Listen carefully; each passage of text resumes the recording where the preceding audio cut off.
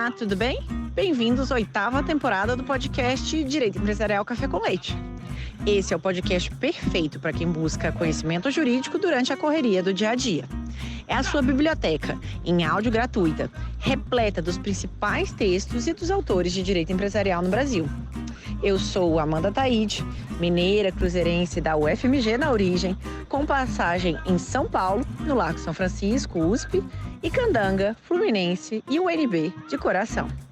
Casada, mãe do Pedro, de 6 anos. Pedro, Pokémon, Charizard, Pikachu, Bulbasaur e Charmander. Do Luca, de 4 anos. Lucas, Hot Wheels, Let's Race. E tutora do Vira-Lata Farofo. Sou professora da UNB e consultora no Pinheiro Neto Advogados, nas áreas de Direito da Concorrência, Comércio Internacional, Defesa Comercial e Interesse Público, Compliance, Anticorrupção, Acordo de Leniência e Negociação de Sanções e Direito Empresarial em geral. Esse é um podcast simples, curto e gostoso, como um café da manhã, mais rapidinho, durante a semana. Você quer navegar pelo podcast? No site podcast.direitoempresarialcafécomleite.com, os episódios estão organizados sistematicamente, facilitando o acesso a temas como teoria da empresa, fundamentos do direito societário, sociedades limitadas, sociedades anônimas e muito mais. Pegue então sua xícara de café com leite ou chá, seu tênis para fazer exercício físico ou seu fone de ouvido para ouvir no meio de transporte diário. Vamos então comigo para a próxima xícara de café com leite?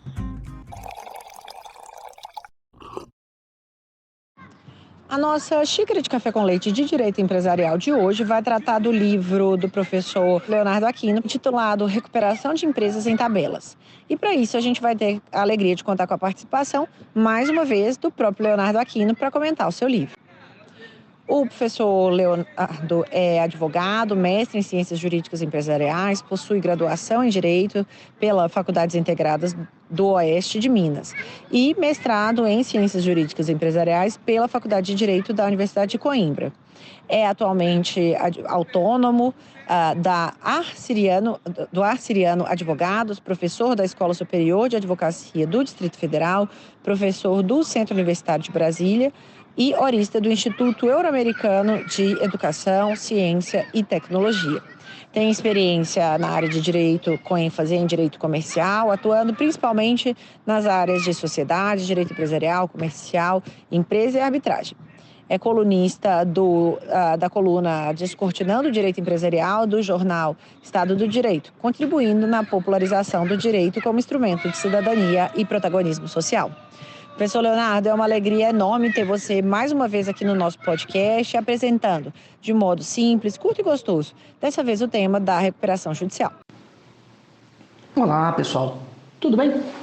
Obrigado, Amanda, pelo convite de falar no seu podcast sobre a xícara de café com leite em direito empresarial. É uma honra, novamente, voltar a falar com vocês e hoje falando do meu novo livro, Recuperação de Empresas em Tabela. Então, para a gente começar, qual que foi a sua motivação, professor, para escrever sobre esse tema de direito das empresas em crise? Como que foi o processo de escrita do livro e quais que foram as razões para a escolha da estruturação desse livro? Esse livro, A Recuperação de Empresas em Tabela, surgiu a partir de uma preocupação minha como professor de apresentar aos nossos alunos, aos estudiosos do direito empresarial, em especial de falências e recuperação, uma forma didática e direta, e também aprofundada do tema, recuperação judicial. Sabendo que a recuperação visa extremamente a recuperação de uma atividade econômica e empresarial com a finalidade, de manter ativa a força produtiva dos negócios. E com isso, a função social da empresa, os trabalhos, o trabalhador, a questão dos impostos também. Então, que é um cerne importante na manutenção de riquezas para o nosso sistema econômico-financeiro do Brasil. Então, vamos entender quais que são as medidas, né, utilizadas para se recuperar uma empresa. Existem medidas típicas e atípicas que podem ser utilizadas com esse objetivo?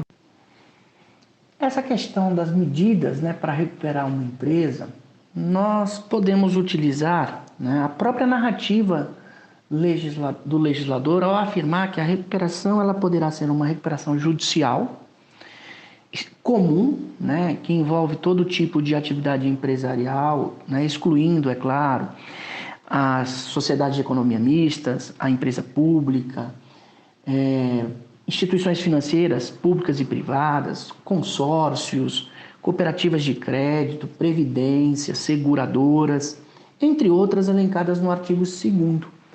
Mas além da recuperação judicial comum, nós temos a recuperação judicial especial, essa voltada para a microempresa e a empresa de pequeno porte, incluindo, quiçá, o microempreendedor.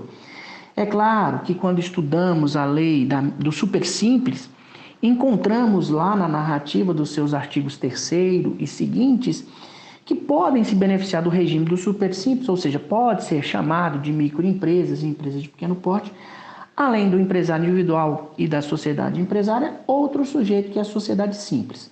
Contudo, o entendimento da Lei 11.101 é que nem todos que são microempresas e empresas de pequeno porte poderiam sustentar esse pedido, uma vez que não são empresários e nem sociedades empresárias. Outro tipo também que nós temos de medida utilizada para recuperar a empresa é a recuperação extrajudicial.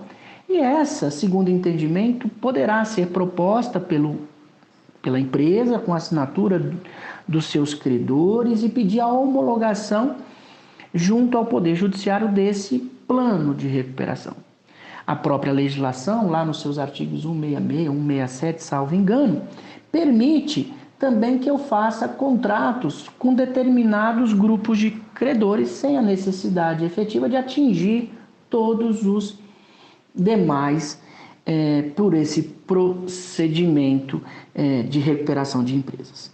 Agora, outra coisa é o mecanismo utilizado dentro desses procedimentos.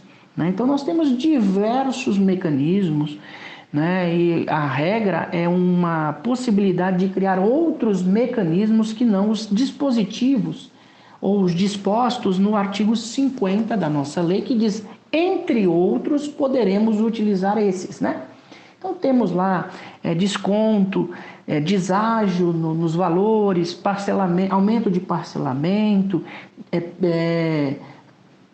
reorganização por meio de fusão, incorporação, cisões, transformações, criações de subsidiárias integrais, a possibilidade também de fazer cessão de cotas, aumento de cotas, fazer compensações entre débitos e créditos, inclusive com os trabalhadores, com auxílio do sindicato. Então, são modalidades ou modos que nós temos de usar medidas dentro da legislação. E diante desse contexto, conta pra gente o que é a recuperação extrajudicial? De que modo que a recuperação extrajudicial se apropria dos instrumentos da própria recuperação judicial? Na sua visão, existem vantagens dessa modalidade em comparação com a recuperação judicial? Como eu falei, existem a recuperação judicial e a recuperação extrajudicial.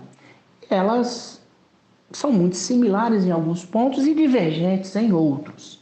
Por exemplo, a recuperação judicial se inicia com uma petição inicial, o juiz recebe essa inicial, vai fazer uma constatação da documentação, seja ele mesmo ou nomeando um terceiro para fazer a constatação prévia dos documentos e se a empresa está em funcionamento, sem poder, é claro, esse terceiro adentrar, ou mesmo o juiz adentrar, no mérito se é possível ou não a viabilidade econômica da empresa. Estando tudo ok, tudo certinho, ele dá o seu juízo de aceitação, Ele defere o processamento da recuperação judicial e solicita ao devedor, à empresa, que apresente em 60 dias o seu plano de recuperação judicial. É uma primeira diferença né, no tocante à recuperação judicial e extrajudicial. Continuando nessas diferenças, a judicial admite todos os tipos de credores existentes à data do pedido, exceto o fiscal, as travas bancárias, né, e os créditos inexigíveis, como a doação. Já a recuperação extrajudicial, ela ocorre um pouco diferente.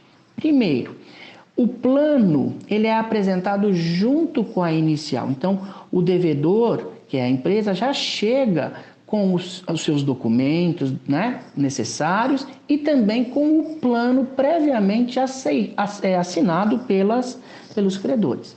A lei autoriza que você faça com a assinatura de um terço de credores, e aí o judiciário, ao receber, vai dar um prazo suplementar para alcançar os 50% mais um. Também aceita que você traga o plano assinado por 50% mais um dos credores, ou então pela totalidade dos credores, né? E aí entra a segunda diferença, é que esses credores na recuperação judicial é um pouquinho diferente. O fisco não participa também, os travas bancárias também não participam, mas os trabalhadores, né? Os trabalhadores eles precisam da anuência do seu sindicato para que aquilo surta efeito perante os sindicatos. E uma outra diferença é que uma empresa em recuperação extrajudicial, ela está sujeita às obrigações gratuitas. Então, aquelas obrigações que não podem ser gratuitas, que não podem ser cobradas na judicial, aqui elas têm essa permissibilidade porque o artigo 5º as exclui dessa regra, né? Um outro ponto também importante é que o stay period, que é o período de suspensão de 180 dias mais 180 dias, em regra, vai se aplicar a esses sujeitos excluídos com moderação na recuperação judicial. Já na extrajudicial, só atinge os créditos incluídos, né? Então, é um outro ponto importante que está na leitura do artigo 161 a 167, no que tange a recuperação extrajudicial, e no artigo 6º, no que tange a recuperação judicial. Espera só um pouquinho que eu já volto para a nossa entrevista com uma xícara de café com leite. Que você curte direito empresarial, eu já sei, que você está aqui ouvindo o nosso podcast. A minha pergunta é, você sabe quão conectado o direito concorrencial está com o direito empresarial? Sabia que algumas operações societárias são de notificação obrigatória ao CAD? E que algumas cláusulas contratuais, como exclusividade, raio, não concorrência, definição de preços de revenda, podem atrair preocupação concorrencial? E que algumas práticas, como recusa de contratar, discriminação de clientes, também podem ser acionadas no CAD?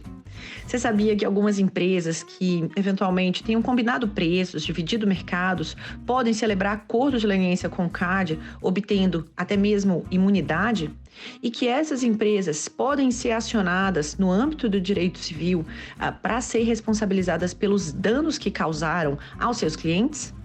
Se você ficou curioso e interessado em como esse conhecimento pode contribuir na sua formação jurídica, eu faço um convite. Entra no site Pós em Direito Concorrencial e se inscreva na nossa nova pós-graduação, que eu estou lançando agora, no segundo semestre de 2024, totalmente virtual, registrada no MEC, com um conteúdo linear, completo e que vai te preparar para os problemas práticos que você vai enfrentar no dia a dia do direito empresarial. Espero você lá. Eu já peguei minha xícara de café com leite, vamos voltar para a nossa entrevista. E a gente sabe que num contexto pós-pandemia, existem uma série de desafios, né, enfrentados pela jurisprudência, notadamente, né, voltadas aí para a questão da recuperação judicial. Conta pra gente, né, quais são esses principais desafios na sua visão? Um outro ponto importante agora colocado é o pós-pandemia, né, a adequação da Lei 11.101 a essa questão. É importante porque o Congresso ele trouxe em 2020 uma consolidação da jurisprudência em diversos pontos para dentro da nossa norma jurídica.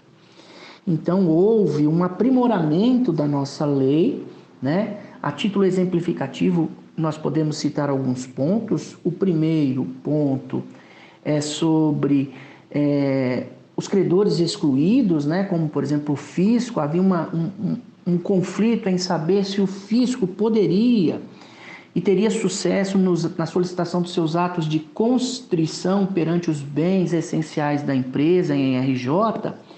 E o Congresso criou uma norma dizendo, né, e afirmando e positivando que é possível os atos de constrição, mas haverá um juízo de cooperação entre o juiz da Fazenda Pública, que está analisando as questões fiscais, e o juiz da recuperação, no qual haverá a solicitação de constrição de um determinado bem e o juiz da recuperação irá, né, por meio desse princípio, trocar, vamos usar essa expressão, trocar a solicitação que é o bem A, porque ele é essencial, e entregar outro bem X para garantir aquela execução fiscal até o final do processo.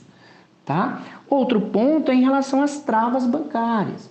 Os bens das travas bancárias são dos credores, então, a princípio, eles poderiam, em caso de inadimplemento, pedir busca e apreensão daqueles bens.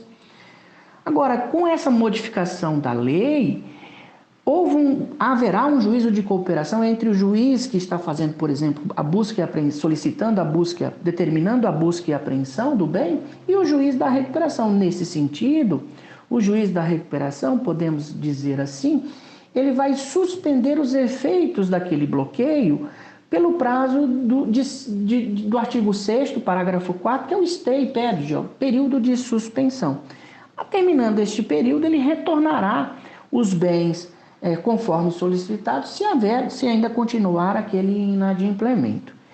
Entre outras situações também, como o aceleramento, né, da venda dos bens da empresa que está em RJ, em falência, que agora tem um prazo de 180 dias para ser alienados. Houve um ganho muito significativo também, com um capítulo inteiro sobre o financiamento de empresas em recuperação, que o financiador será, em caso de falência da empresa, um credor extraconcursal. Houve uma mudança também no entendimento sobre a questão da insolvência transnacional, que agora foi positivada. Então, hoje nós podemos ter processos judiciais no exterior e processos aqui no país conversando entre si por meio do juízo de cooperação. São algumas das modificações positivas da nossa legislação, sem poder esquecer também do capítulo dos artigos referentes à criação de mediação e conciliação no âmbito do processos da Lei 11.101. E agora uma pergunta dessa 8ª temporada. Quem é você na física? O que é que você gosta, não gosta? O que é que você faz? E qual o podcast não jurídico que você ouve? Se é que você ouve aí podcasts não jurídicos e que pode recomendar para os nossos ouvintes. O podcast. Além dos podcasts jurídicos que a gente ouve, né? Eu gosto muito de ouvir questões envolvendo aspectos do dia a dia, né? Da política, da economia e também questões no âmbito da religião, né? E também gosto muito de ouvir podcasts sobre questões maçônicas, né? Então, são basicamente esses os pontos do que me chamam a atenção nos podcasts. De toda forma, queria agradecer a doutora Amanda pela oportunidade de falar aqui um pouquinho sobre recuperação de empresas e apresentar o meu livro de recuperação, que pode, né, ser baixado gratuitamente lá na editora Expert. Basta buscar o meu nome, Leonardo Gomes de Aquino, ou então pelo nome do livro, né, Recuperação de Empresas em Tabelas. Eu queria agradecer novamente, muito obrigado e até breve. Nossa, falar de um livro que me marcou. Sem dúvida nenhuma, o livro que eu trago na minha memória é Capitães da Areia, de Jorge Amado. É um romance, né, escrito na década de 30, década de 40, e ela retrata a vida de menores abandonados, né, na cidade de Salvador, e que eles estavam em um trapiche, né? Eles viviam em um trapiche, roubando para sobreviver, né? E nesse sentido, ele mostra para nós, esse livro, a questão dos menores. E ao mesmo tempo, nos mostra uma mudança do modernismo da década anterior para uma nova forma de escrita, né? Passando a uma experimentação literária para as questões sociais e religiosas, né? Então, esse livro nos mostra um grupo de crianças, de garotos, né, que eram ajudados por um padre até ser restrito, ou seja, ser questionado pelo bispo sobre aquela conduta que não era adequada.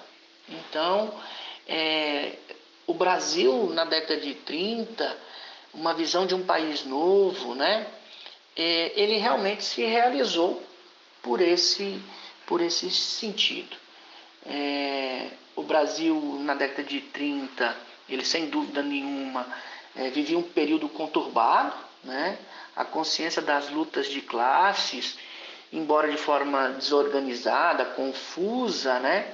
Ela penetrava na nossa sociedade, na nossa literatura de forma profunda, trazendo importantes mudanças naquela época, né? E nesse livro ele nos mostra as ruas de Salvador, né? Que estava sendo afetada naquela época pela varíola, né? O aparato policial estava dentro de uma perseguição sempre de menores, né? Sem os devidos cuidados, né? Então, esses menores, como não tinham um lar, eles viviam num velho trapiche, que é uma espécie de armazém abandonado nas praias. E a gente sabe, né, quem é professor de direito empresarial sabe que lá na lei de registros de empresas mercantis tem a necessidade de quem trabalha com trapiche ser matriculado na junta. Então, isso sempre me mostra a relação dos direitos com a sociedade, com a literatura, né? E eu termino a nossa conversa aqui sob uma ideia do próprio texto, dizendo assim: sob a lua, num velho trapiche abandonado, as crianças dormem. Antigamente era o mar. Nas grandes e negras pedras dos alicerces do trapiche, as ondas ora se rebatam fragosas, ora vinham se bater mansamente. A água passava por baixo da ponte sob a qual muitas crianças repousam, agora iluminadas por uma réstia amarela de lua. Desta forma saíram inúmeros veleiros carregados. Alguns eram enormes e pintados de estranhas cores, para a aventura das travessias marítimas. Aqui vinham encher os porões e atracavam nesta ponte de tábua, onde as tábuas hoje comidas. Antigamente, diante do trapiche, se estendia o mistério do mar-oceano. As noites diante dele eram verde escuro, quase negras, daquela cor misteriosa que é a cor do mar à noite, né? Então isso nos mostra, né, justamente esse ponto que me chamou a atenção nos livros, ou melhor, nesta obra, né, fundamental. Ok? Espero que tenham gostado. Muito obrigado, Amanda, novamente por me permitir falar sobre os meus livros e trazer aqui para o café, né, uma experiência literária também. Muito obrigado e até mais. A nossa xícara de café com leite foi devidamente tomada. Agradecendo aqui a nosso convidado pela presença, a vocês pela audiência. Se vocês tiverem sugestões, comentários, não deixem de me procurar. No LinkedIn, Amanda Taide, no Instagram, Direito Empresarial Café com Leite e também, caso vocês tenham meu contato, podem me mandar mensagem no WhatsApp. Um abraço a todos. Tchau, tchau.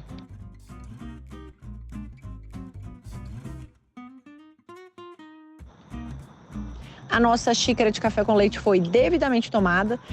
Agradecendo aqui a nosso convidado pela presença, a vocês pela audiência.